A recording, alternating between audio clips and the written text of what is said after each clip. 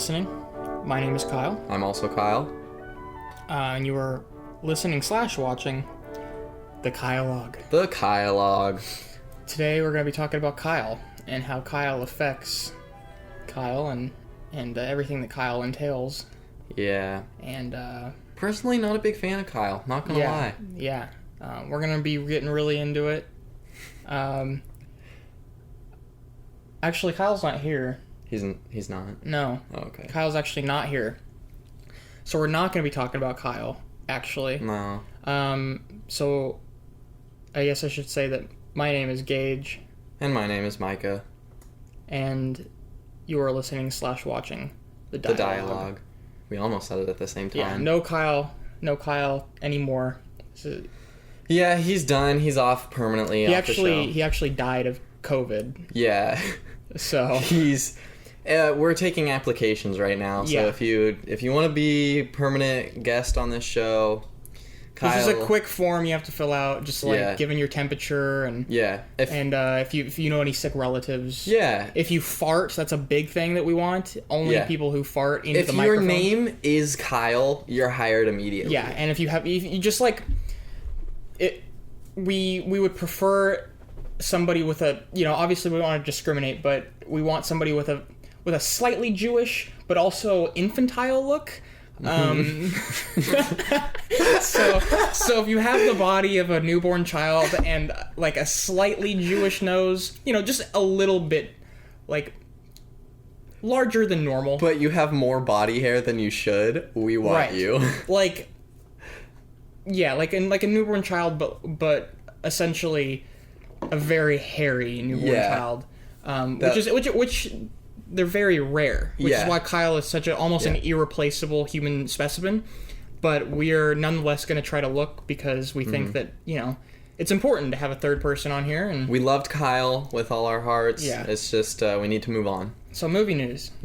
So I'm not sure if I want to talk about this, but there wasn't a whole lot of movie news to go about this week. So, what's his name? Adam Driver. He's doing He's been signed on for a movie called 65, which is like a Sony sci-fi thriller, which is interesting because I feel like I haven't really seen him in that like hero like main. Yeah, and he's also not in like a lot of I guess he's in Star Wars, but he's not in any. Well, he's not in any big films. Just those small indie movies called Star Wars. Yeah, before Disney, Star Wars was technically they were all indie. The prequels. They were indie movies because they were completely financed by George Lucas and not by another like big company, which is so weird to think about. Which is cool, I think. Yeah. But yeah. So what's it called? 65? It's just called 65. I don't know anything about it, and it just. Do you know who's directing it, or? I can look really quick. While we're talking about like newer movies, I feel like there are some news to cover there or like movies that are being postponed because there's actually movies coming out finally, and what?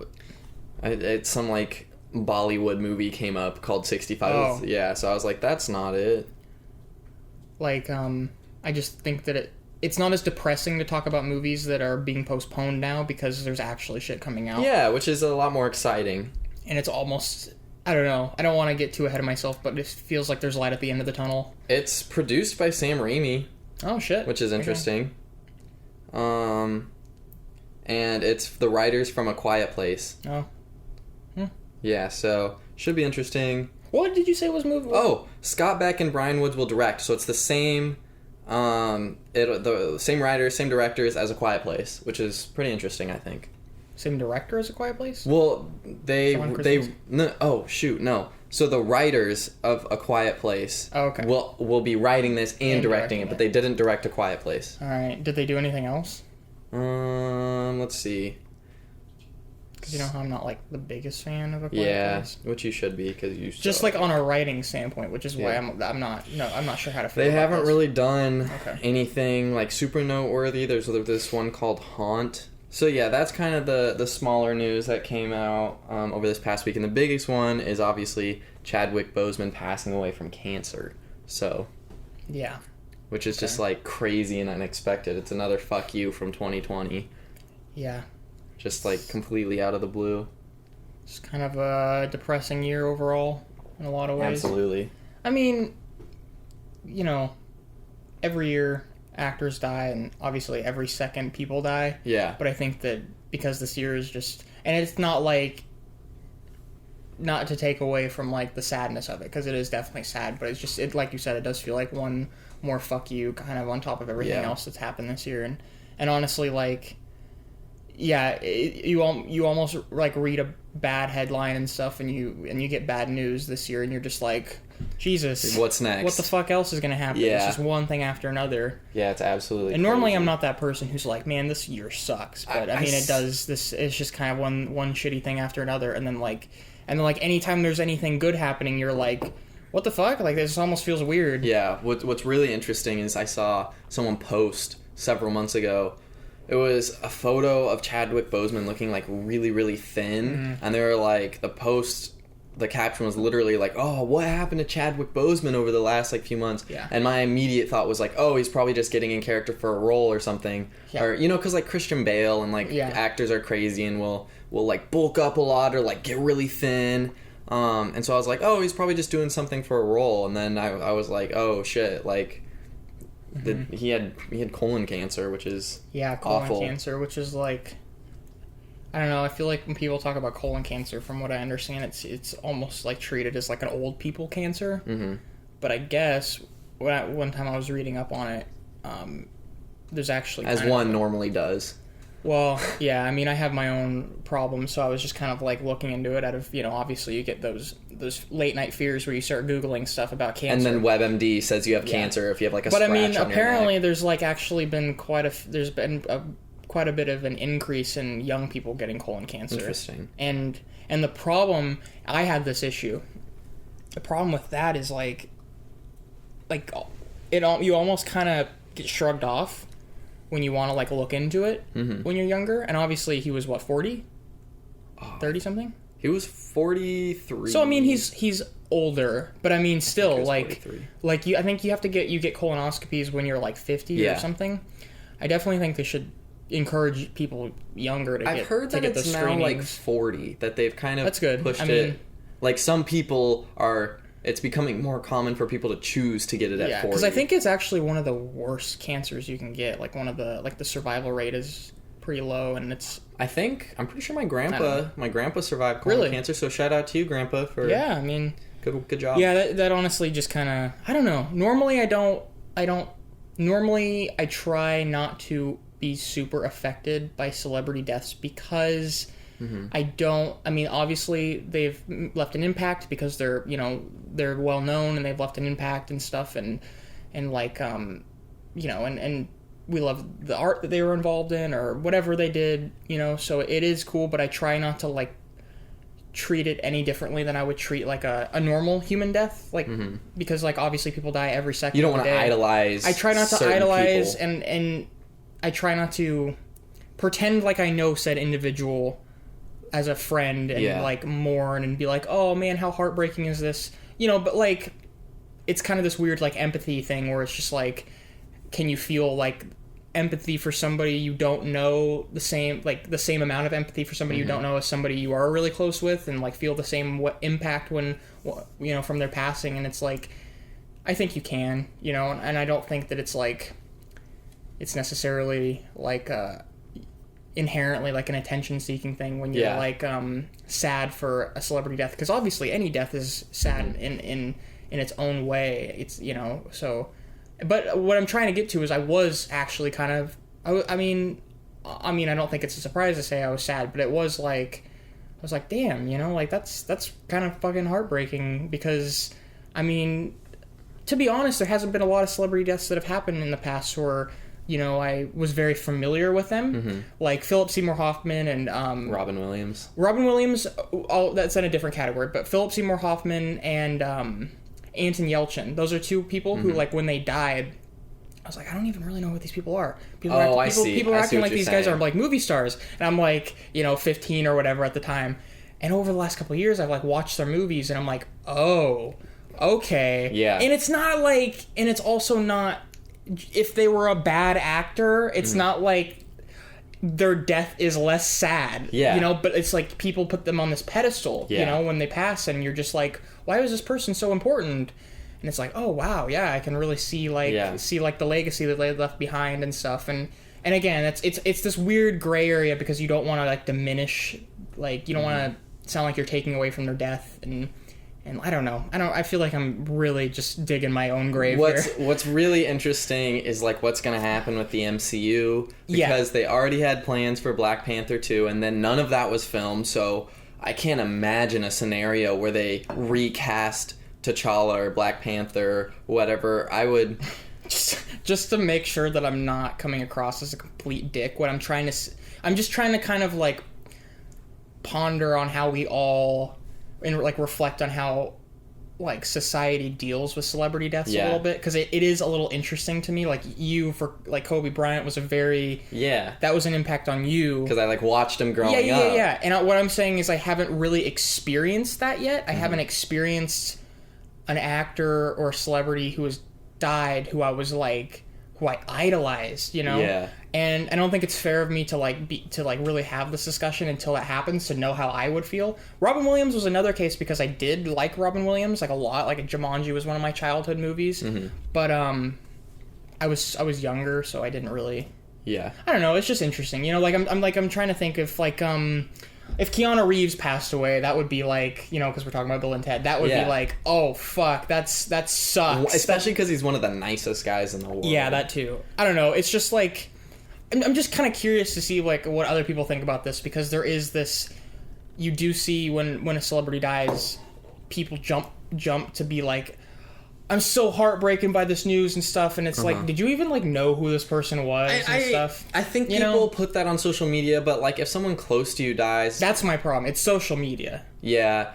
It's the whole virtue signaling thing. Like, who can be the saddest? Yeah. And it's like... But I don't think people genuinely react to, like someone close to them dying the same way that they would a celebrity dying. They'd probably, for a celebrity, be like, oh, that sucks, that's so sad. So you think even if somebody... Like, if it was your fucking idol... Yeah. You still think that, like, it wouldn't be the same mourning as it would be for, like, a family member? I don't think so. I don't think so either. But it's social just media kind of because you can perceives it that way. I don't know. Yeah, it is. It's this weird. It adds this weird layer to it where it's almost like a competition of who can be the saddest. Yeah. And I guess I don't want to like muddy the water because we're. One thing that was really weird was someone who I'm pretty sure never worked with. I mean, I guess you don't necessarily have to work with them to post about them, but someone who I don't remember the actor, but they posted a picture that was obviously taken straight from Google. It was like super pixelated, and we're just like, I'm so heartbroken by that, and like never knew them. Exactly. But I mean, you can make the argument that you don't need to know who he was, or what impact he left, or anything to feel sad. You know, when you hear somebody who died that young. I mean, he was 40. That's still far too young. Yeah. Anton Yelchin is another case because he was really young. Yeah. I mean, you don't have to really know who they are to hear that and be like, oh, damn, that sucks. You know, that really sucks. What I think is really cool, though, is that we still have one more thing that he was in to look forward to. I don't know if you're super familiar with the Disney Plus What If series. I didn't know he was in it. He recorded all of his lines for that. That's fun. So when the What If series comes out, we'll get to hear him like something new again. I have no idea what that is. The What If series? So the What If series for Disney Plus is basically like, what if... It's just like for example, what if when like the snap happened, it's animated, but what if what if the other half of the heroes survived? Like it was the opposite side, you know what I mean? And it's animated. Yeah. Yeah. Whoa. I didn't know. Why? How did I not know about that? I don't know. That's interesting. Let's see. And is everybody who's in like the Avengers movies gonna be? I think Robert Downey Jr. like has recorded his lines and stuff too, so that's pretty I'm actually really interested in that. Yeah. I feel dumb for not knowing that. See, here's some like screen clips. Like, it's like, that's what that is. Okay, so I have seen that logo. I thought that was like See, that's basically Chadwick Boseman as Star-Lord. That's what that What If is. Wait, what? It's like if T'Challa was Star-Lord. Wait, why? I don't know. Okay. It's super interesting. All right, well, I mean, I guess I'm intrigued. Yeah, but they just have and like, I guess one if like Captain America was a zombie or dead or something. Okay. I don't know. So yeah, I mean, like, as far as Chadwick Boseman goes, I mean, if he was in no movies at all, you know, and like, or if he was only in shitty movies or whatever, it would still, I would feel like I would still feel the same way. Like, it would still be sad. And then you add that element of him, like, yeah, being in the MCU and like being such a big, vital and that probably messes up, like, I mean, I hate to say messes up. Like, I mean, I'm not saying... he's a very large ingredient, like, important ingredient in this, like, big pie that is the MCU. Yeah. And, like, he was... he was the giant cherry on top. It's a pie. And, like, yeah, going forward, I think that he... I mean, I don't know for this for sure, but it definitely felt like he was going to be even more important part going forward now that, like, definitely. Captain America and Iron Man because they were going to do like a new Avengers type thing. And he was going to be a main part. And I'm not going to sit here and... Sorry, I keep interrupting you. I'm so sorry. And I'm not going to sit here and pretend like I'm a huge fan of the Black Panther movie. I don't like the Black Panther movie. Yeah, I'm not a big fan of it. I'm not going to sit here and do He that. was great in Avengers Infinity War. Because that's I love problem. him in that. My problem is people pretending like, oh, all of a sudden Chadwick Boseman was their favorite actor. It's like, be transparent, you know? You don't have to like him to be sad. You know what I mean? Yeah. So, I mean, not necessarily like him, but like the stuff he was involved in, or him as an actor or whatever. So, I didn't really much care for Black Panther, but him as a character... The progression of him throughout the movies, from Civil War to, you know, Black Panther to Infinity War, Endgame, like, by Endgame, I fell in love with that character, honestly. Yeah. Like, I really, really liked him. He was actually one of my favorite parts. And I finally kind of understood his role in the movies. He's like the symbol of hope, I feel like, out of all of the characters. Because he's such a positive, optimistic, like, calm presence in those movies, and when he shows up at the end of Endgame, spoilers, what the fuck, like, if you haven't seen Endgame at this point, kill yourself. So when he shows up, it's like I clicked. I was like, okay, he's like that symbol of hope. He's that calmness, that zen feeling you get, like, when Captain America sees him.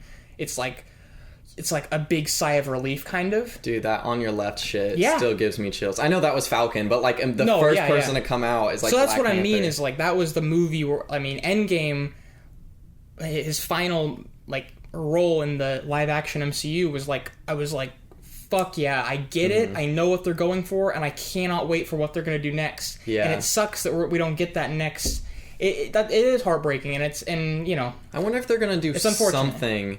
to continue the Black Panther legacy, like a kid, like he had a son or something. Or... What do you think? Do you think it's disrespectful to recast him? Because I don't think they would recast him. Okay. I don't think they would do another Black Panther movie. I think what they would do is, like, incorporate a small role where, like, because, like, even in the movies when, like, his father passed away, he became the new Black Panther.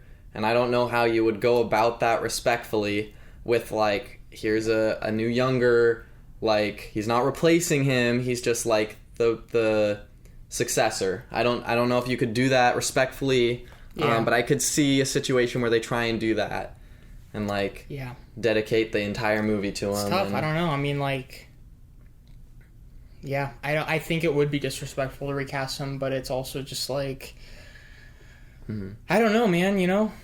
It's one of those weird things. I have no idea what I would do. I mean, the good thing is it's not like his character was completely left open. Like, he did have a kind of a good arc, and I feel like it wouldn't be weird if we didn't have that character involved anymore. Yeah, could you imagine if there was, like, a cliffhanger with, like, Black Panther? Yeah, that would suck. And then it's like, oh, okay, so we never get to know. Cool. Yeah, I mean, I don't know. It's really, really hard. Yeah. You know, I honestly have nothing to say. I don't know what you do. That's a really tough position to be in. I fear for the MCU now. I already did, and now I mean, I don't know what direction they're going to go. I can't say that, like, I was, like, fucking heavily anticipating Black Panther 2, but I was definitely excited to see the character again. Because I liked him so much in Endgame and Infinity War. But yeah, I mean, now that you take him out, I mean, like, we're not super excited for Spider-Man anymore. I am. Oh, you are still. Sorry. Yeah. I mean, because you said that Far From Home wasn't as good. I don't like Far From Home, but I like that the what it set up for the next movie. I kind of compare it to the second Jurassic World movie, where the second Jurassic World isn't very good, but I feel like it sets up a really good third one. I feel like that's actually a pretty good comparison. Yeah. That's how I view it. And then you have Captain Marvel, and I'm not excited for Captain Marvel, so I don't know what. Captain Marvel is easily my least favorite MCU movie. I'm not going to give up on the MCU. I'm not giving up yet because they've given me no reason to give up yet because their last few movies, I'm not a big fan of Captain Marvel, but they've had a really good fucking track record, and just because we're hearing all this weird news doesn't mean that I'm going to give up yet. I need to see the next couple movies before I'm like, all right. But Black Widow has the potential to be either like amazing or like just super generic. So I don't know. I feel like it might play it safe. I don't know. The trailer is like giving me like hope, mixed vibes. Like I'm like, this could be like fucking awesome. It could be fun. It could be like Civil War level. Honestly, like, it looks like it could be. But yeah, honestly, the only thing I can say like I'm super excited for MCU wise is just Guardians 3. But yeah, I don't know what you do without Black Panther now. If they do something like they're doing with that whole James Dean project or whatever, and honestly, it's Disney and they have a shit ton of money, and I honestly wouldn't put it past them if they were like, all right, we're going to digitally completely recreate Chadwick Boseman, and I would just be like, let me ask you a question. Do you think that's more disrespectful than recasting him? Ooh, I think it's more disrespectful to just digitally recreate him. I do too. It's funny because I was like trying to think of a replacement, like if you were to replace him in my head. I thought Michael B. Jordan. Yeah, but I was like, he's already like the villain. So like, what do you know? You could. Loki was a villain, and like, but he died. So did Loki, True. like 3 times. True. Yeah, that was my first thought. It was like Michael B. Jordan, and honestly, if they could figure out a way to bring him back, that might be the best option. I'm not gonna lie. Yeah, I don't know. It's tough, you know? Yeah. I don't know, they might be able to do like the Leia thing where like they could just... For a whole movie. No, not a whole movie. Like the other MCU movies. That was done so horribly, I know, though. But I could see them doing that. I could see them not making another Black Panther movie, but in other MCU movies where like, you know, the pieces are all coming together again, they could have him for a moment. But then how do you explain him not... Dude. I just had a thought. Okay. You know what they're going to do? What? If they do have... I hate to like... I'm not like excited. I feel this is like this is still sad, but I could totally see this happening. I'm not putting this over Disney. Or past Disney. So I think what they're going to do is they're going to... If it does all build back up again and, you know, there's a big battle where all the superheroes are coming together, they're totally going to do the Leia thing where they have him show up for like a scene or two where they like digitally recreate his face and use like deleted scenes or whatever. And then what they're going to totally do is they're going to have him in the battle, but he's just going to have his Black Panther suit on, and you're not, obviously it's not, it'll be easy to do that. Yeah. And I bet you like 100% they're going to do that. Or he'll just show up in his Black Panther suit and you won't even see his face to fight something. I could totally see that. I think they would at least show his face. Once, I think. Once or twice. Yeah. Can't you see that happening? I could see Disney doing that. I don't know. I feel like...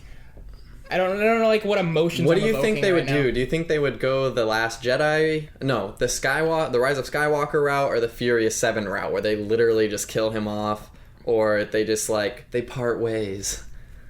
I don't know. I feel like they'll just try to like sweep it under the rug, kind of.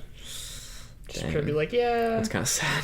Yeah, it is sad. I mean, they think the important thing is like he did get to be a part of the whole journey and stuff, and he did have a good ending. It's not like wasn't like left open. It's not like it got cut short. Like he did have like a good period of time where he was involved, and it was weird that we're even talking about this. Like we shouldn't be. That guy should. I feel like there's also no way to have this discussion without being slightly disrespectful. But it's just like it's just kind of a fucked situation. It really you can't help but like it feels like his career, he did some great movies, but it felt like his career was just starting, you know. No, yeah, definitely. I mean, so sad. He definitely, I think he was in the Spike Lee movie this year, the Five Bloods or whatever on Netflix, which I actually kind of wanted to watch.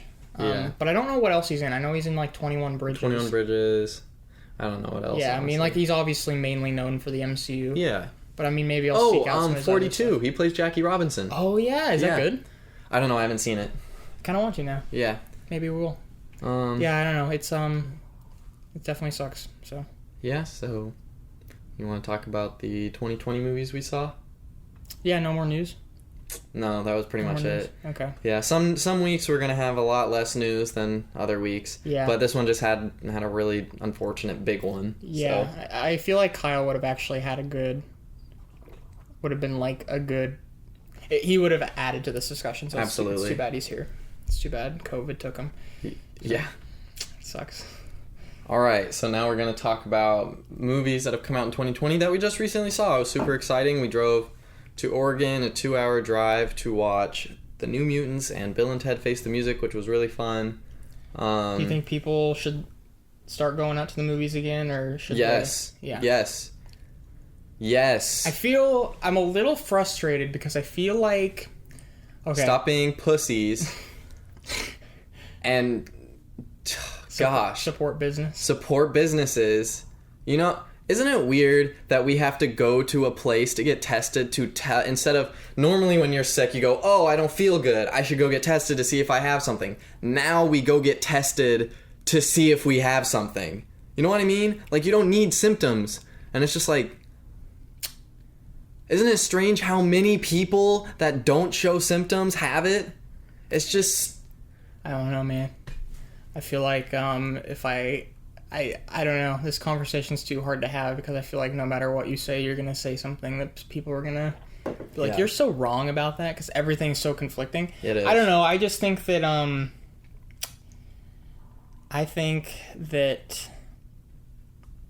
if you look at the data and you do some research and not watch the news for a couple weeks, you probably would start to see that it's probably not as bad as people are saying it is, and that it's not worth tanking the economy over. Do you know what's really interesting?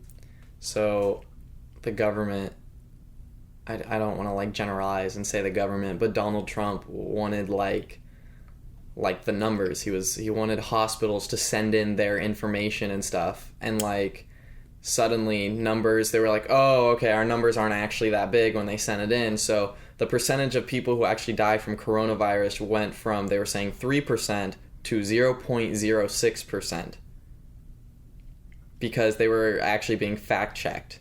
Yeah, I mean, that's a big problem, is people reporting the COVID because tests falsely, kind of. So whenever someone dies, hospitals get like a $3,000 incentive for like the resources they use to try and help that person and all that. But if you have someone that dies from coronavirus, it's either $5,000 or $6,000. You get $2,000 to $3,000 more than you would when there's another death. Mm-hmm. You know, so people are saying, well, why would they fake it?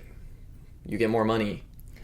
Yeah, I mean, there's a vast majority of the reported deaths for COVID that are like, they just died and happened to have COVID. Yeah, like which is a huge problem. They had a heart attack. Which is a huge problem. Yeah. And I actually was watching something a couple days ago. And, I'm going to be transparent that I was watching a video about it. And I didn't read this, and this wasn't on like a website, but they were taking their data from the CDC. So don't take my word for it, look it up. But they were saying that apparently the CDC released new data saying that somewhere in the 90 percentile range of all COVID deaths, the people had pre-existing conditions, or there were other factors, I should say, factors. So it was like somewhere between 4 and 6% of the COVID deaths were purely COVID. They only had COVID. There wasn't any other factors. They didn't have, a heart condition. Yeah. They didn't just get in a car accident. Any of these things. So if that's the case, like, that's fucking crazy. What are we doing, What's also really interesting is that if someone dies of a heart attack, literally if someone is murdered or gets in a car crash, if they have coronavirus in their symptom, they will say, or at least that was happening for a while. Yeah, they probably not now. They probably got caught or whoever it was. That was happening, and I think it's been reported so much they might be correcting it now. So it's just interesting. If you had it but you died for some completely different reason, they'd be like, "Oh, this was a causing factor." I think the point that like we're trying to make, and I don't think this is very controversial, and if this does offend people, then like, whoops, you know. It's 2020. Everyone's offended by everything. Everybody's offended by everything. But here's the thing. I think, and I'm not encouraging anybody to do anything necessarily. Like, you live your life the way you want. If you're afraid that you're gonna catch this, or you have family members that are at risk, and obviously understandable. But I think that, you know, based on the information that I've been taking in, and obviously the information is crazy, but based on the information I've been taking in, it seems like the risk of catching coronavirus and having serious symptoms and dying from it is so low that why should we be...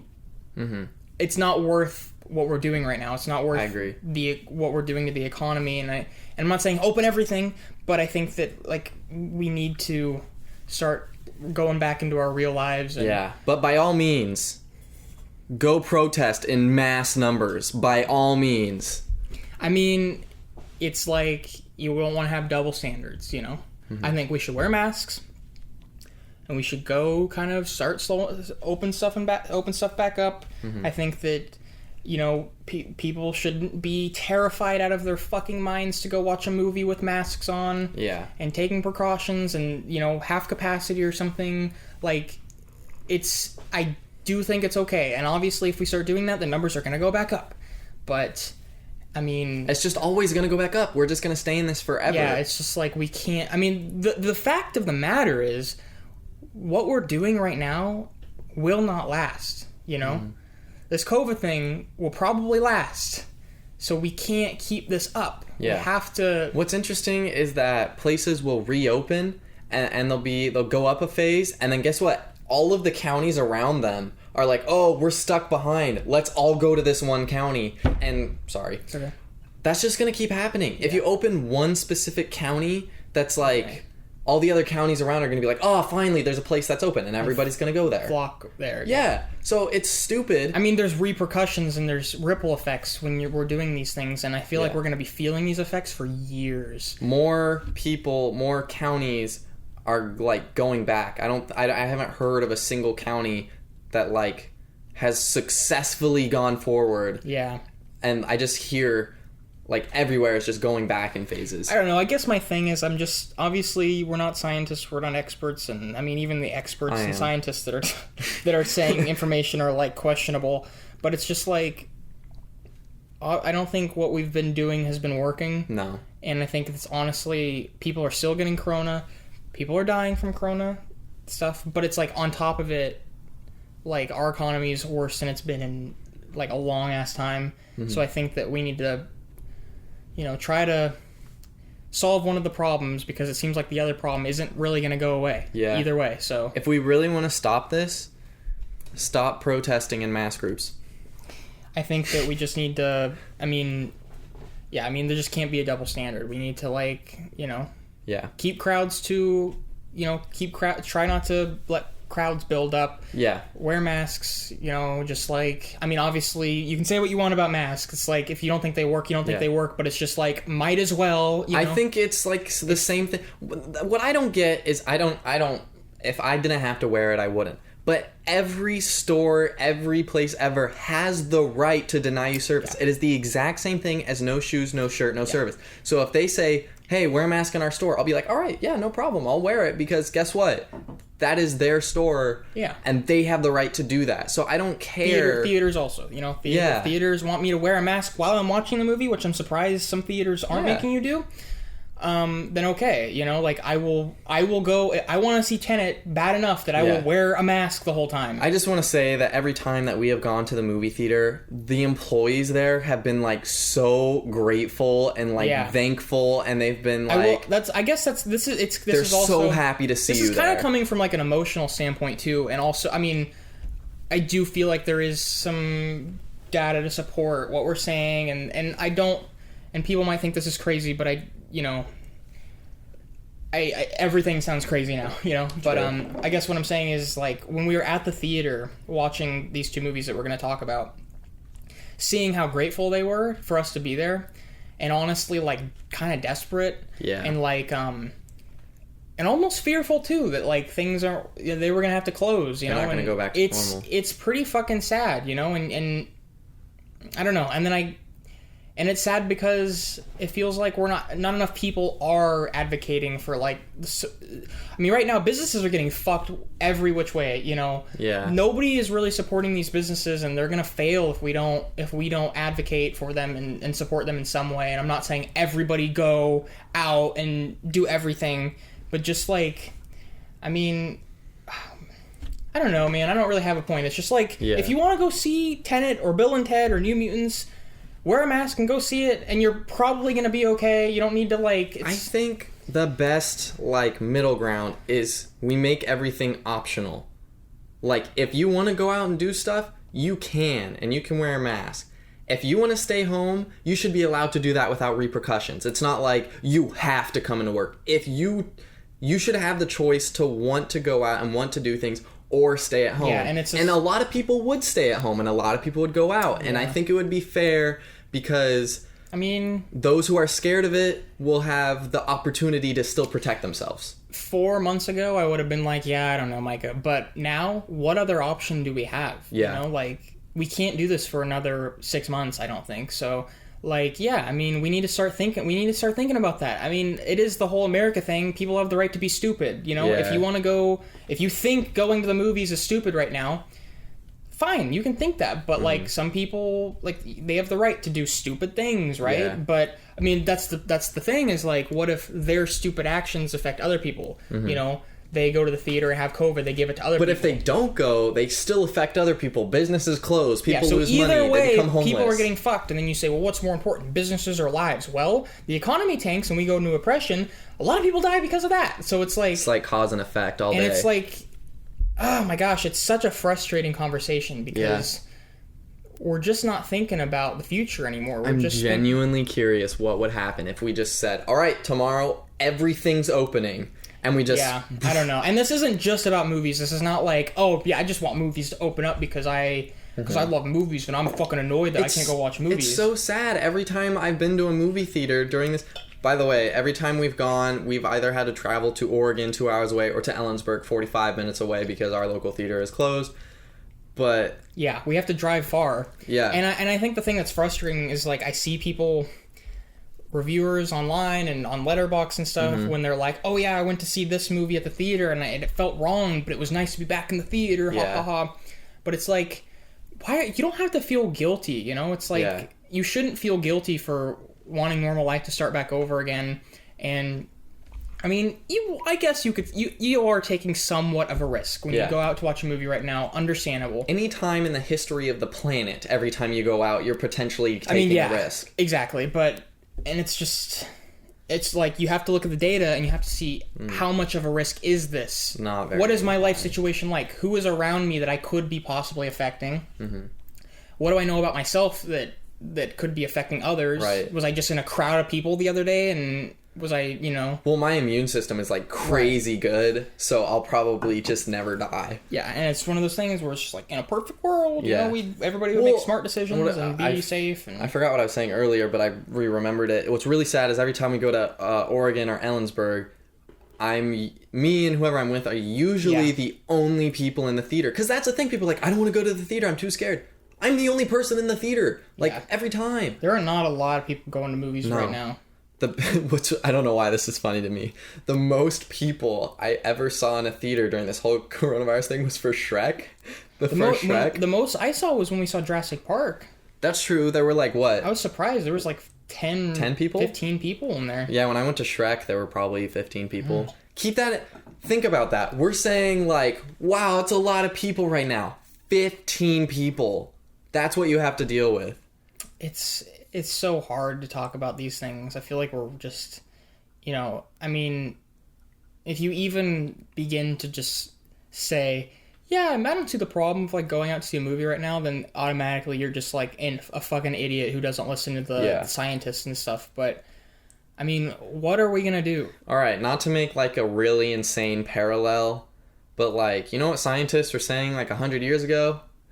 Have a cigarette, it'll calm you down. They were prescribing cigarettes. Guess what? They give us cancer now. Just because a scientist says something doesn't mean that it's like God Almighty is like, this is the answer, you know? This is our most controversial podcast. Absolutely. Ever. And this is coming from two idiot dudes just sitting here pondering. But I mean... Yeah. Again, if you don't agree with us, not enough people are talking about this. Not enough people are talking about this, and it's frustrating. Mm-hmm. A lot of people are frustrated. You only see one side. You only see one side. Yeah, and it's like, COVID's gonna kill you. You're gonna fucking die. Everybody in your family's gonna die. Blah blah blah blah blah blah blah. And it's just like, well, hold on a second. Like, are we? Like let's see the evidence. Yeah. And it's always like you get on TV and it's like everybody and their fucking mother is dying from this. And it's just like, I don't know how true that is. Let's look at why and what else these people, like, what else they're doing in their lives and what are the problems they have. Do you remember the H1N1 swine flu? Yeah, barely. Oh, there were more cases of that in the United States than there have been of coronavirus. Yeah, I remember being scared. Yeah, and like people were dying from that too. I mean, probably not as many as coronavirus claims, but it's like, so hard. I just feel like we need to be consistent in that. That's the thing, is this consistency. There's no consistency, and there's no open dialogue, which is all about what this fucking podcast is about. The dialogue. So, if there are people listening to this and are pissed off and think we're fucking retarded, that's okay, because we just want to have, like, an open discussion. Because that's the thing, it gets very monotonous and repetitive when you go on social media and everybody's saying the same thing over and over and over and over, and it's like, okay, do we have any... Not to say that there always needs to be an opposing view, but for every story and for everything that ever happens, there is always two sides to something. And I feel like people are so unwilling to look at the other side, and I'm glad that we're open to doing that. And saying that you want people to, you know, saying that it's important to support businesses and, like, not let the economy die also doesn't mean that I think COVID is a fucking hoax, and I think that, like, everybody who is afraid is a fucking pussy and all of these things. Because, like, you can think two things at once. I don't want to catch COVID. Yeah. Fuck that, no. But it's like, at what point do I say, okay, I need to, like, support, like, the economy, and I need to be, like, a valuable member of the I don't want to say system, because then people will be society. Society, thank you. Like, I just, like, at what point do we just... People just... start doing shit again and, like, live, and I don't know. People need to become accustomed to hearing opposing views and being open-minded and okay with that. And challenging each other in a healthy manner. If you block someone... I'm going to say something kind of harsh here, but hear me out. If you block someone on social media... because you disagree with their political opinions, grow up. Like, I mean, honestly. You absolutely have the right to not follow them. That's true, you know, if you don't like what we're saying right now, you absolutely have the right to unsubscribe or never listen to us. Yeah, that's true. That's the freedom you have. And just like we have the freedom to talk, you know? But don't go and bash someone online and then block them as soon as they try and respond to you. The equivalent of that with what we're doing, it would be like reporting us or for like for hate speech or anything, you know, just that would be the equivalent here. It's like if you don't agree with what we're saying or you think that we're stupid, then just don't watch or give us some feedback in the comments or something and challenge what we have to say. Ask us a question and be like, what about this? Us. What about this? Ask us questions. I'd love to hear what you guys think about this. This could challenge you guys' opinion. Maybe you could talk about it on the next one. I mean, it's just like an open dialogue, and nobody's having it. That's the name of our podcast. That's why we called this the dialogue, because, I mean, yes, we talk about movies, but we just want to have open, free discussions, you know, and explore these, like, thoughts that we have, and because there aren't enough people doing it. Alright, so this circles back to what I was originally talking about. New Mutants and we saw New Mutants, and we were the only ones in there. That's true, and... which was sad. After seeing it, I understand why we were the only ones in the theater. I mean, nobody... Yeah, I know, I'm just kidding. I know. I just want to say that on this podcast, we want to try and be as respectful as possible in regards to talking about a piece of art that someone tried to make, because that's what movies are. It's someone's freedom of expression, expressing how they think their movie should be made, and we're going to be respectful. We're still going to be honest, and respectful, honest critiques and challenges. Yeah, but we're not going to be like, this person's a shithead. We're going to like. Yeah, if we don't like a movie, we're going to be honest. No personal attacks. We're going to be honest. But if you want to hear people completely shitting on a movie, then this is the wrong place to be, I feel like. Yeah, but we're still going to be honest. Yeah, we'll be honest. And I'm not gonna lie, like, you know, when we're not on camera and stuff, that we joke around and we'll like talk about movies. I mean, we're human beings, you know, we'll watch movies that we totally hate and kind of joke and, you know, make remarks and stuff. But I mean, here we want to be respectful, and because we want to be filmmakers and we want to, you know, and it's not about hurting feelings. It's just about being a human being. And so with that preface, I bet you can tell where this quote unquote review for New Mutants is going. It's not really a review, but so I mean, you were excited for New Mutants for like 3 years. Yeah. Do we want to let's give like before we like jump into the whole spoiler discussion, let's try to do like a 5 or 6 minute just kind of just basic what thoughts, it's about, and basic thoughts, non-spoilers, and then we'll jump into like the deep discussion. Basic what it's about, and you don't have to if you don't want to, but I might, if we do this in the future, I might give like a letter grade or something. That's fine. Yeah, just for the people who don't want to be spoiled, and then they can skip ahead. Yeah. Or I can like clip this bit and we can just have it as their own separate thing. So after the letter grade or whatever, we can go on to the spoilers. Yeah, I'll say when spoilers are coming. Okay. So, New Mutants is... How would you describe it? I don't know. It's like in the X-Men universe, and it's just about a bunch of kids who are teenagers who are at like some asylum or like some kind of like mental health place, like recovery, almost like an alcoholics like a recovery, but for like a rehab almost, because they can't, when they say they're too young and they can't control their powers quite yet, so they're trying to get them to do that. Yeah, that's basically the gist of it, and it's run by one lady. Yeah, and then I mean, the trailer basically shows you. Yeah, there's like a dome, of invisible dome around the place. Yeah, and then they're wondering, obviously, is there like malicious intent happening? Is there things happening behind the scenes they don't know about? You know, and to just preface, like, I wasn't super excited for it, but I was like, you know, after so many years of it saying like it's coming out and then not coming out, I was like, okay, I just want to like go support it. I want to support the director because like it does suck. But what I believe happened is they tried to re-edit it and like make new cuts, and then they just gave up and released the original version eventually after COVID and stuff. So I'm happy that he got to release the movie he wanted to make, and I wanted to support it. And I was excited that there was a new movie coming out. I wanted to support theaters. I wanted to support the movie. So it was just like a mixture of these things. And I do like X-Men movies. Yeah. And it's been, what? Deadpool 2 was last X-Men? What was that? 2018? 18? I don't know. So it's been 2 years? What about Dark Phoenix? Oh, Dark Phoenix, yeah. Dark Phoenix was the last one. So, I mean, I didn't love it. Yeah, if I'm going to be completely honest, I'd probably give it like an F. Okay. I'm not going to lie. Still appreciate all the work that went into it and everything. Obviously, a lot of manpower went into that. It just wasn't something I loved. Yeah. I thought I was going to like it a lot more than I did, and I didn't have high expectations. So I was like pretty surprised, you know. Yeah. You want to go into spoiler territory? Not yet. I mean, like... Okay. I just don't know what that really else is to talk about. Yeah, just like general thoughts. I guess what we thought was good about it. The premise, like it had an interesting sort of premise.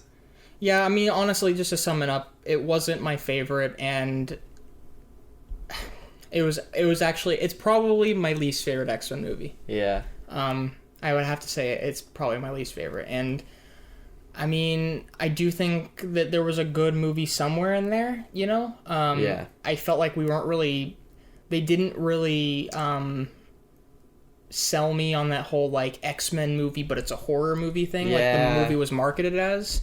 Yeah. Which was disappointing. I feel like if it was going for that, I know we literally had a discussion about this last episode. I genuinely think it should have been R. Yeah, I mean, in this case, I can't say that an R rating would have helped because the foundation just wasn't strong. Yeah. But I mean, yeah. I think casting was probably the biggest thing for me. Yeah, casting was. I would say that was the weakest element. I would say personally the CGI. I don't know if they didn't have enough time. I mean, I don't think the budget was huge. It wasn't. I don't know, man. I was just like, what? Yeah. When you're going for something that big, though, you know, or I guess I appreciated that there was a vision and a message, and it was pretty clear. It was, pretty clean cut. You kind of saw what they were trying to do. Yeah. A lot of superhero movies and stuff like that don't really try to have really a message. It was trying to, it kind of reminded me of, I think I mentioned this to you, but it reminded me of, like, Short Term 12, the Brie Larson movie, if it was, like, in the X-Men universe. That makes sense. And that movie is way better. I think that movie's way better. But it reminded me of it, because it's, like, kind of similar environment, similar, like, drama and, like, character arcs. But they happen to have superpowers. And they happen to have superpowers. Yeah. That's just the best comparison I could make, and, yeah, unfortunately, it wasn't my favorite. Unfortunately, it wasn't. I don't know what I would really give it. It probably would be pretty close to your grade, if I'm being honest. Okay. I don't want to force you to grade it with me. I know. I try not to I don't like to rate movies anyway, and if I do, I try to save it for when I'm more positive. Do you want to call Jesse? And before, I don't know. I feel like it'd be weird. Let's wait for spoilers or no. I feel like we should start the spoilers now and call him. Because I feel like it'd be weird for us to talk about it for so long and then just have him, all right, on the end. We're starting spoilers now. If you don't want to be spoiled for New Mutants, click the timestamp, and we will be talking about Bill and Ted and shit. So go ahead and click there right now. And we're going to call a friend of ours who watched it with us. Watched New Mutants, and we're going to see what he thought. Should I just set it up, right here? Yeah, do we have something to prop up the speaker? Ready? Yes. Put that bitch on speaker. Alright, his name's Jesse. He's on speaker. Do you think that's gonna be too loud? Hello? Hey, Jesse. Hey! We're on the podcast right now, and we're calling you in the middle of it. Oh, dang! How's it going? How's it going, Jesse? It's going good.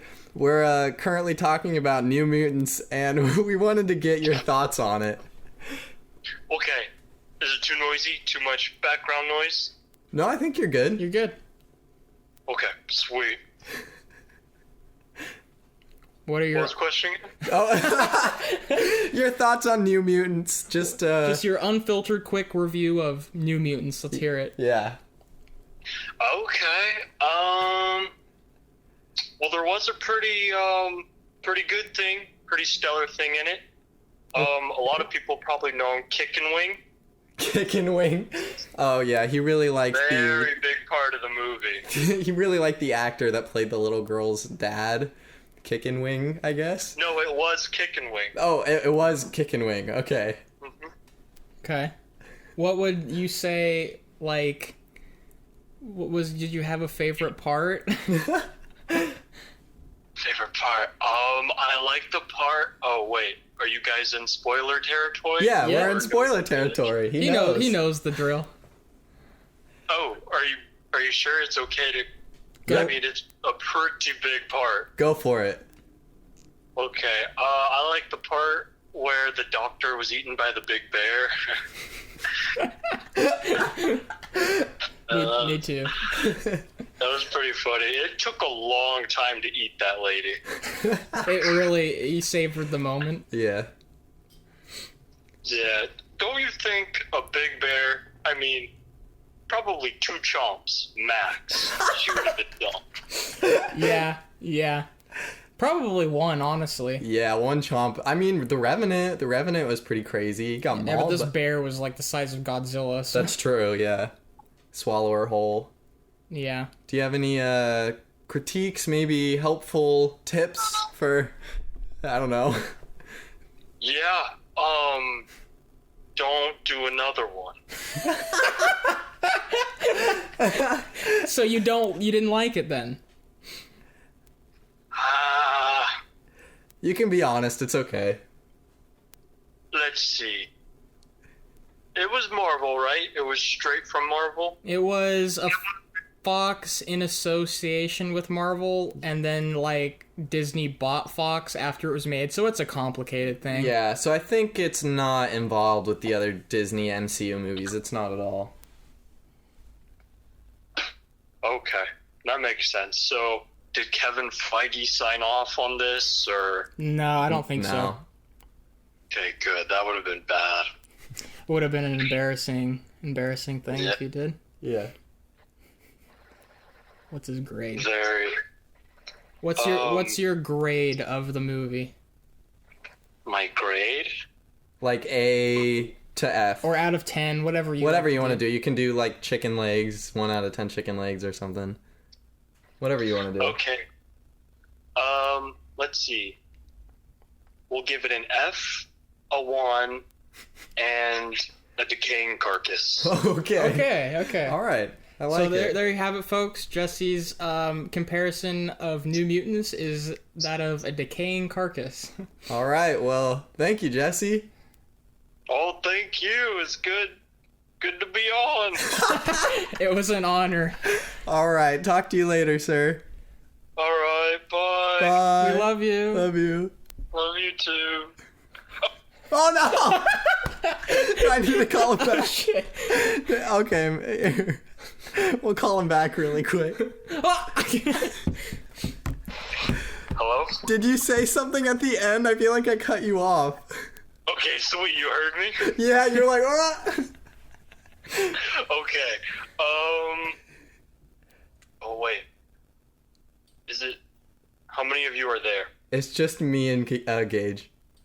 Darn it. Never mind. Next time you can rip Kyle a new asshole. Yeah. Did you want to... Okay. Actually, can I clear something up on the air right now? Yeah, go for it. Everyone listening. Okay. Thank you for giving me this platform.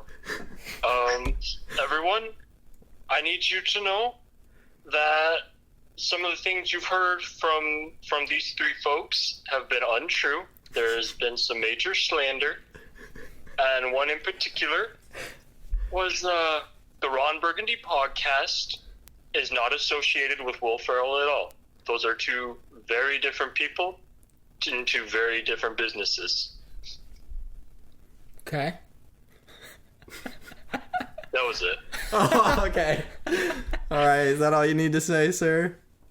Yeah, thank you. Yeah. All right.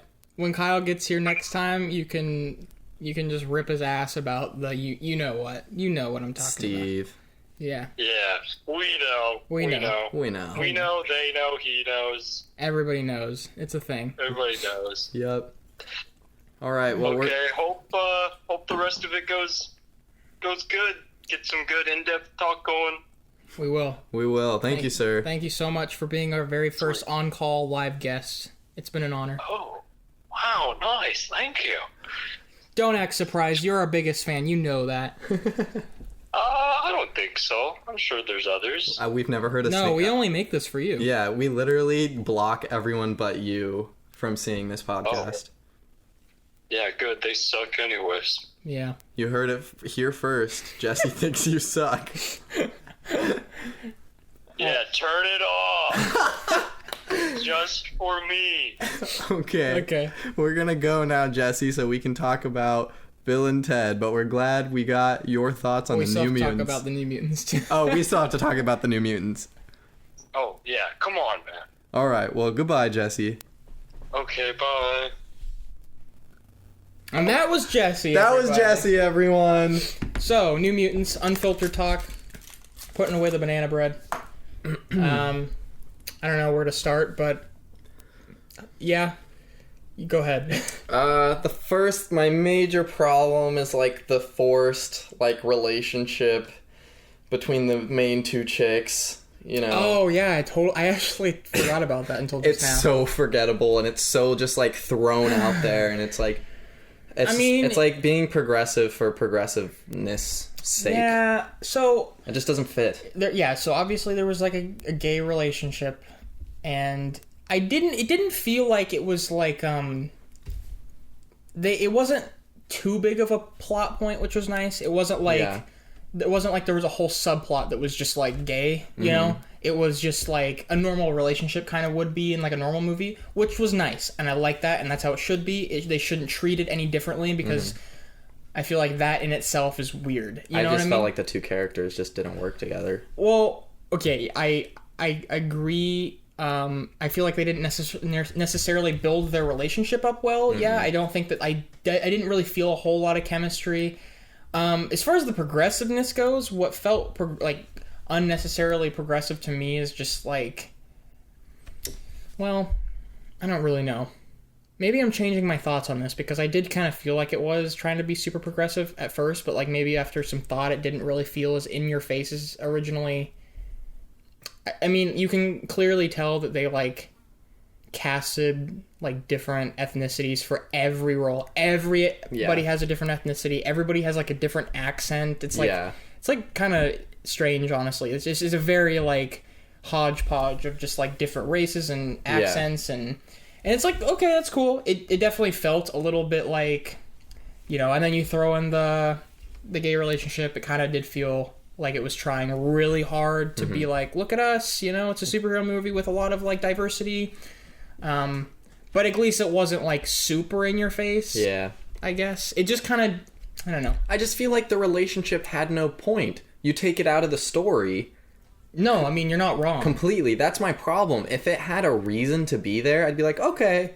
But like, you take that out of the story, it's the exact same movie. That's true. It serves no purpose. So I guess you can make the argument in that case that it was just like progressiveness for the sake of progressiveness. That's what I'm trying to say. It was pointless. Yeah. I mean, it didn't really play into the movie at all. I mean, that's the thing. It's like, how do you find the balance between not making it like a whole thing, but how do you make it meaningful? Yeah. So it's like, I think you need to make it a part of the story, because it's like, how do these characters, how does their relationship affect the story and affect the characters? But how do you make it not just like, they're gay, look, that's the thing, you know? Yeah. Because I feel like that insults that demographic. I agree. You know, I've always thought that if they're just gay for the... They're pandering. Yeah, if they're gay and that is all, like, that's just the point, then it's just like, why? It's not like, because you don't, like...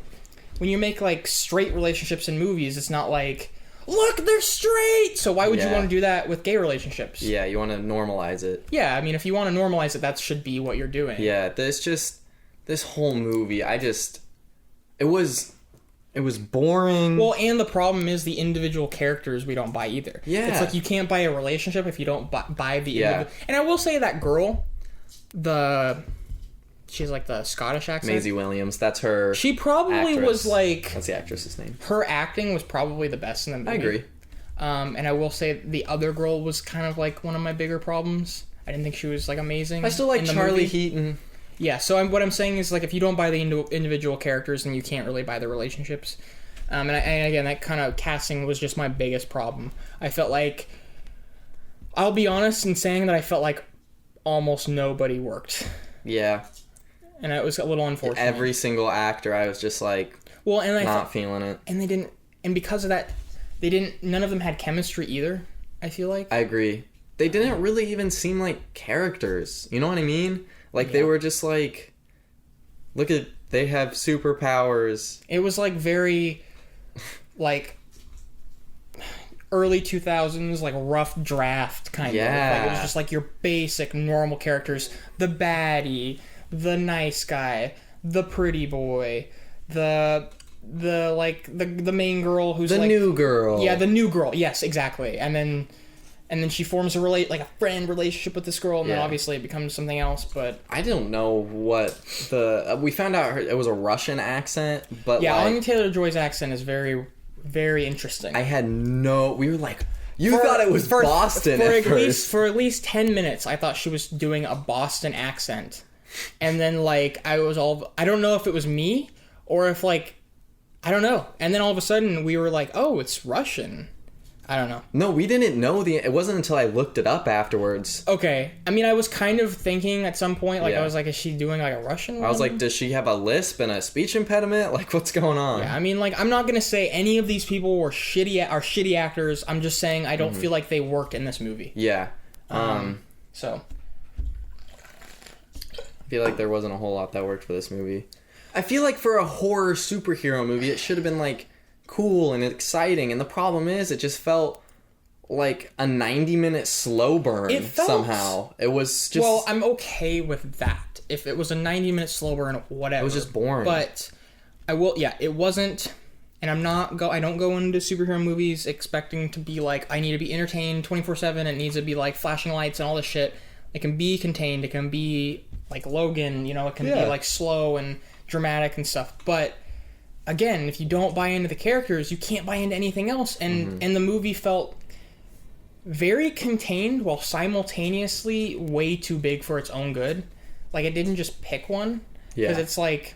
It's very odd. The movie is, like, in a lot of ways, exactly what the trailer promises it to be in a weird way. Like... Except for some parts where there were things in the trailer that didn't even show up in the movie. Yeah, so there's just, like... All the characters in the movie... are the only characters in the... Like, all the characters in the trailer are the only characters in the movie, and it is so weird. Like, you expected there to be more. They're, like, hinting at, like, higher-up people that, like, the chick's talking to. Nothing. It was just, like... It felt very, like... In that way, it kind of felt one-dimensional, and it didn't feel like it was a part of the X-Men universe. Yeah. It just kind of felt like it was, like... Like, it almost didn't feel like it was a part of a world at all. It felt like it was just these people, and that's... all it was, and maybe that's what the movie was trying to do. They had, like, one scene where they talked about the X-Men, and it just felt a little weird. Yeah, and then when it gets too big for its own good, like the CGI and the action towards the end, it was just like, I don't know. It kind of comes out of nowhere. Yeah, it's... Their powers are too crazy, and it's just like, why does it have to be so insane? Yeah. I don't know. I don't know, you know? I wish I could be more positive, but if I'm being honest, almost nothing worked for me, and I feel like we feel pretty much the same about this one. It's just I feel bad, but there's not a whole lot of good to talk about. I feel bad too, and I'm just glad it got released. I'm glad too. I'm glad that I went and saw it. I wouldn't change it. I'm not like, fuck, I shouldn't have given them my money or whatever, because I'm glad that I got to support it. I'm glad I got to support it, you know? Are you Anya Taylor-Joy from the New Mutants? I'm glad I got to support it. I don't know what the hell that is, but, you know, I'm happy that we went and saw it. I'm happy you got to release the movie. Yeah. I don't know, man. I don't know. Yeah, I actually don't feel like there's any more to say without just being like a total fucking asshole. I agree. You know? And I don't want to do that. Yeah, so we also saw Bill and Ted Face the Music, which was a lot more satisfying after watching the New Mutants, but we're going to talk about Bill and Ted's Excellent Adventure and Bill and Ted's Bogus Journey first. So not to make this overly structured, but maybe we could talk about the first two movies and then Bill and Ted 3, like, no spoilers. Just talk about the trilogy, and then we'll jump into spoilers. For all of them, or just the last one? Just the last one. Okay. So, I mean, because there's no reason to spoil these two. So, Bill and Ted's Excellent Adventure is basically Bill and Ted are supposed to... their music is supposed to bring world peace to the earth. This is all going to sound really stupid because it's a stupid movie, and I'm sure a lot of people have seen it. Yeah, it's like funny, whoa, cool. And so if you have no idea what this is, it's probably going to sound dumb. But their music's supposed to bring world peace, but they have a report that they have to do, and in order to stay together, they have to get an A plus on this report in order to not be separated so that they can bring world peace. And so they have someone from the future who brings them a time machine so they can go around and collect various historical figures. Yeah. So that way they can, you know, have a good report or whatever. I feel like Bill and Ted's Excellent Adventure is a movie that you would think that I would hate, but for some reason I enjoy. And I honestly couldn't explain why. Yeah, it's really fun. It's just really goofy, really lighthearted. I love the shit of them going in the past and picking up, like historical figures and shit, and just seeing how they interact. It's so dorky and fun, and it's harmless. It's absolutely harmless. There's no... I learned this the other day. Bill and Ted's Excellent Adventure was never supposed to be released. That's crazy. Like, the studio that originally made it, like, went under, and then another company picked up the movie and decided to release it. So it was just shelved for, like, a year. Yeah, that's crazy. So... And then, you know, Bogus Journey is just like... they go to heaven and hell. Yeah, and then you have, like, you add Death, the character of Death, to the equation, hilarious. and it's a really good element, and... it's not as good as the first one, but it still definitely has its moments. Yeah. The end, it gets a little too weird for me near the climax. These movies are basically... Like the two main characters hold the movies up completely. Honestly. These aren't Oscar contenders by any means, but they're really fun, and if you want a good laugh, watch them. Yeah. So we both like these movies. You were... I don't know who was like more excited for Bill and Ted 3. I mean, it was on my top 10 most anticipated of the year. I was like looking forward to it. I wasn't like super excited. I was apprehensive because I was worried. I was like, great, another 80s movie that they're making a sequel to 20, 30 years later, because we've seen it done with like, I mean, Independence Day isn't necessarily, I guess 90s movies too, but like Independence Day and what's that one with Martin Lawrence and Will Smith? Bad Boys, and They're just bringing back all these super old properties, and I'm just getting more and more worried because a lot of them haven't been that great, and I'm just like, oh. And then you have... Did you say Dumb and Dumber 2? Oh my gosh, yeah. I mean, it's like... Sometimes it feels forced. Kind of sad when they try to, like, rectify. Is that the word? Rectify? Yeah. Like, old stuff and make it relevant. So I guess there was that worry. I guess... That was my biggest worry. I was like, oh no, they're doing it again, and it's not going to be... It's going to be okay at best, but I was pleasantly surprised. I loved Bill and Ted 3. I'm like, shocked, honestly. It's probably my favorite movie of the year. It is my favorite movie of the year as well. I really liked The Hunt, but I think this movie is definitely like the best experience I've had so far. Like, just being like, just totally won over and just having a great time. And it's just such a... Right now, especially, I think this movie works just because it's like... It's a feel-good movie. Positive. It's such a feel-good movie. It's like... I don't know. Even comedies, I think you said this, even comedies nowadays tend to be, like, negative and, like, make fun of the things in life. Angry. And, like, I don't know, like, a really big trend I've noticed is, like, people getting hurt in movies is, like, really funny for some reason. I don't get that, and it's just, like, negative things make people laugh things. I don't get it. We talked about this in the last podcast about rated R movies and stuff. This is one of those times where, like... It's lightheartedness, and because it's not rated R and the comedy in it, it's because it's super cheeky, is why I love it. You know? So. I love Bill and Ted. Face the Music. Not only did I love it, but it's also my favorite of the trilogy. Me too. So. That's how surprised I was when me and you, there were quite a few other people in the theater. It was probably us, and then like 2 or 3 groups here and there, and... We were laughing the loudest in the whole theater. Me and you are having such a good time. Yeah, I was not expecting to laugh that hard. Because the other ones I think are funny, but they're not. They're not like laugh out loud, like ha ha ha. They're kind of just like chuckle worthy, and you laugh at how stupid the characters are. But the good thing about this one is it combines what makes the first one and the second one great. Yeah, it takes all the best elements. The first one has that like time travel element where they're like getting all of the the old historical figures, and obviously not to spoil anything. And then the second one has death and heaven and hell. Yeah, and heaven and hell. It's in the trailers. So. Yeah, it combines both of those elements and then adds some more elements that we'll get into in a second with their daughters and some other stuff that aren't in the trailer. And it's like it's the best one, and I just think it's great. And honestly, I think it's the least flawed too. Strangely enough, there aren't really things that like. Nothing. It was never slow. It never bogged down. It's a really short movie, but like it totally works with its run. Like it fits it perfectly. Sometimes movies, it's so short, and like its ending is like very jarring. Yeah. But I'm like, I love it. It's just short and sweet, and does everything it needs to. What would you grade it? I would give it 4 stars, and I'd probably give it like an A-. Interesting. I'd give it probably like a B+. Okay. So I honestly think you liked it more than I did. Yeah. I mean, I still loved it, but it seems like you just loved it more than me. Yeah. And one thing I really appreciated about it is that I was worried that Keanu Reeves and Alex Winter were gonna try and go for that old, or the younger selves, like over the top, like, whoa, haha. And I was like, oh, I wonder if that's gonna mesh well with their older selves.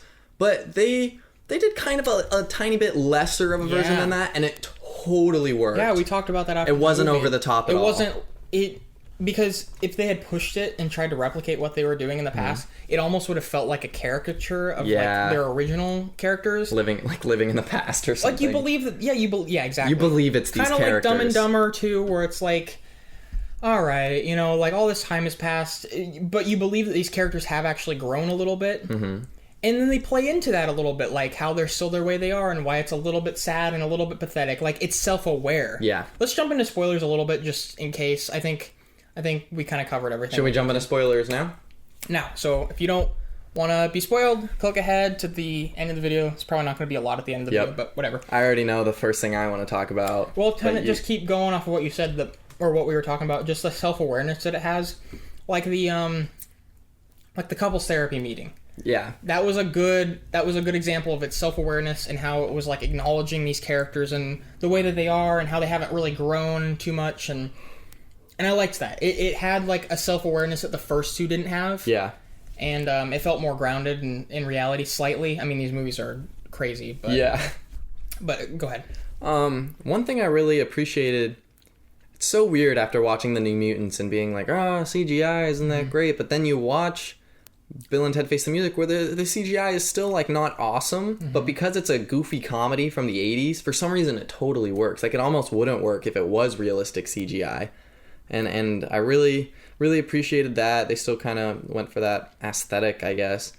And then my biggest problem that I thought was going to be my biggest problem with the movie was there was like a robot that just appears. And I was like, okay, so you got the time travel thing, and you got like hell or whatever, and you got them trying to get their lives back, and you expect no villain. You expect like this really easygoing two guys trying to find themselves. It's pretty grounded in reality for a Bill and Ted movie. And then a robot shows up and it's like, kill Bill and Ted, and you're like, shit, why are they doing this?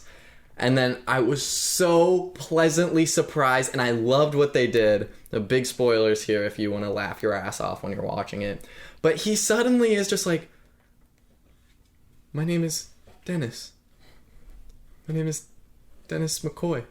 And like, they keep trying to talk. He's like, my name is Dennis Caleb McCoy.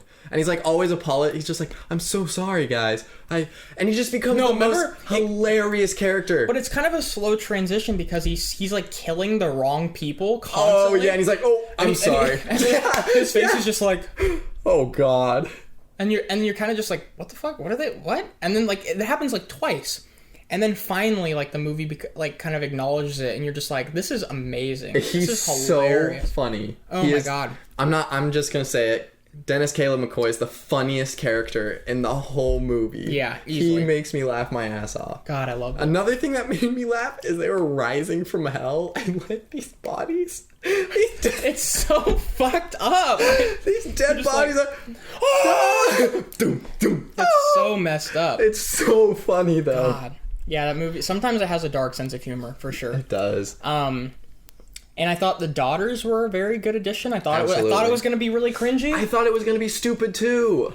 And it totally Samara Weaving is in it, and I thought she was great. You liked the other girl a little bit more?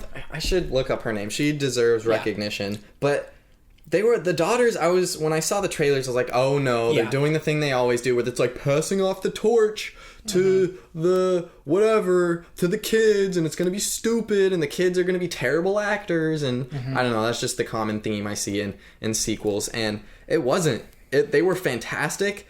They totally added to the movie. They were... in every aspect. And I thought it was just going to be like... Her name is Bridget Lundy Payne. Okay. And she was... I really liked Samara Weaving, but I liked her a little bit more. She's given more to do than Samara Weaving. I agree. And I think Samara Weaving wasn't hamming it up as much. The other girl was definitely being more like, whoa, Bill and Ted, and Samara Weaving was a little bit more quiet and subdued, but also they didn't really give her a whole lot. But I thought they both did great, and they work really well off of each other. Great chemistry, Great chemistry, and they fit really well next to Bill and Ted, too. I think I think that's what I liked too, is they're not just female versions of Bill and Ted. Yeah. They're kind of their own. Yeah. Like, they're seemingly smarter. I like that they had, like, their own... Like, it's the same dynamic, but it's different, where they have, like, new words that they're, like, playing off of, and, like, new music. Very little things. Yeah. And they're, like, way more... They seem like to know way more about music than Bill and Ted do. Like, they definitely seem smarter.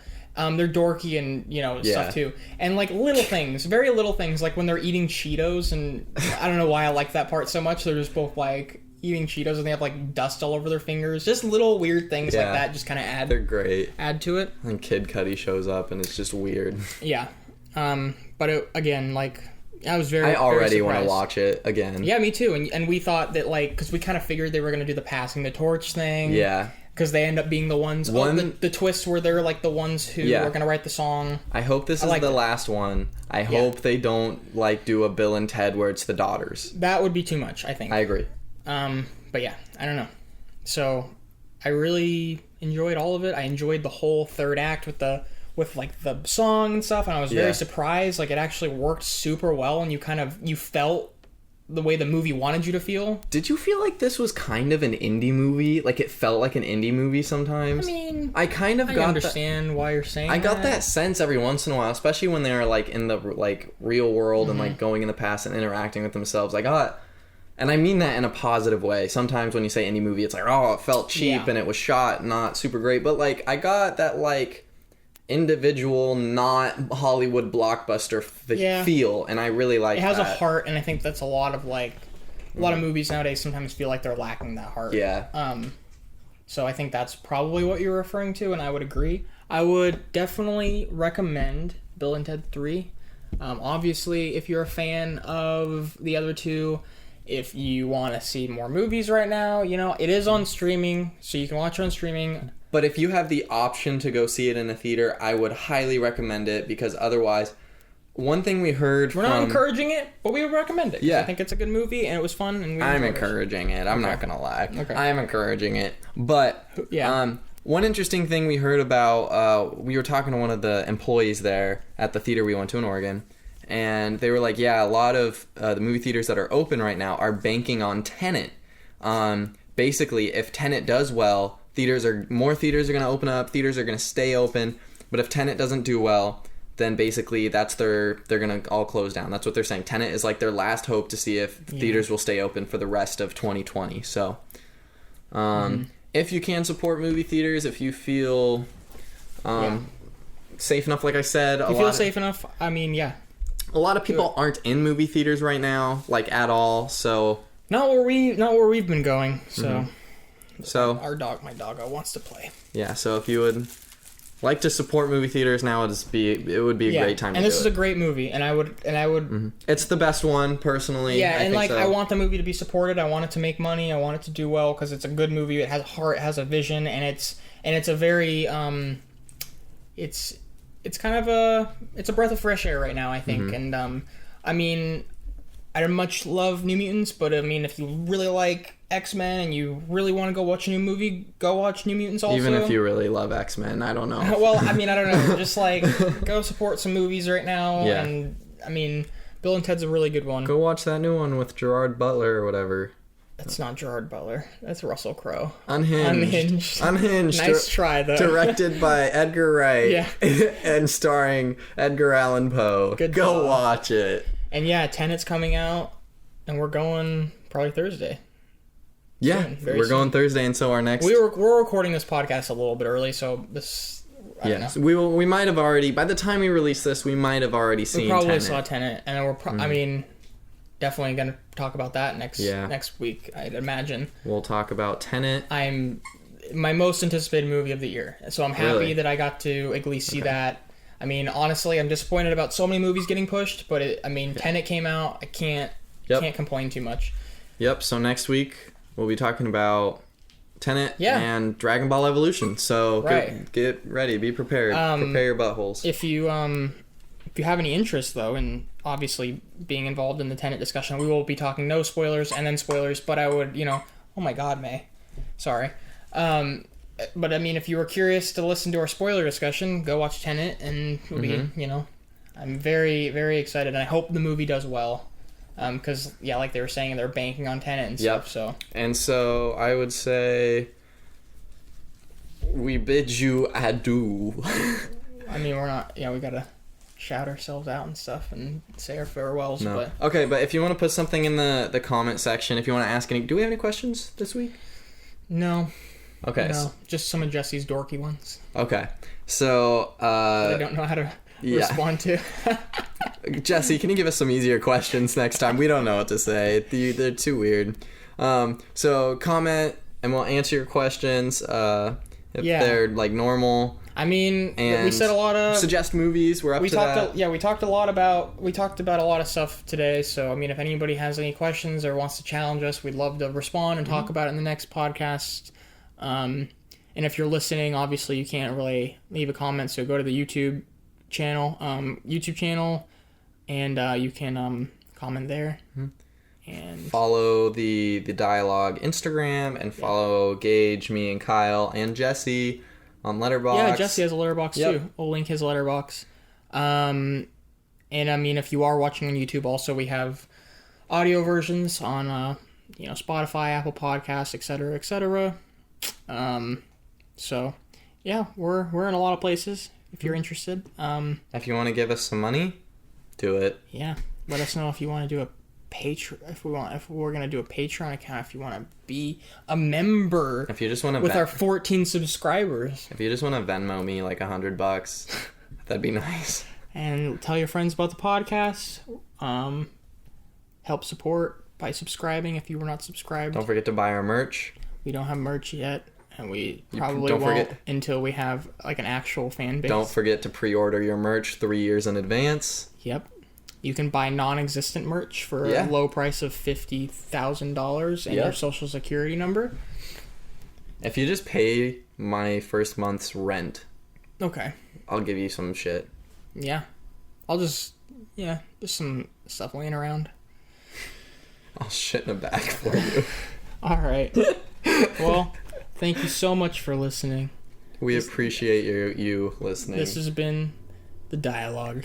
The Dialogue. We will talk to you later. This is weird because normally we just like fart and giggle until, and then we leave until it ends. Yeah, until we leave, right? So let's do a really professional. All right. Thank you so much for listening. It means the world. This has been The Dialogue. I'm Micah. I'm Kyle.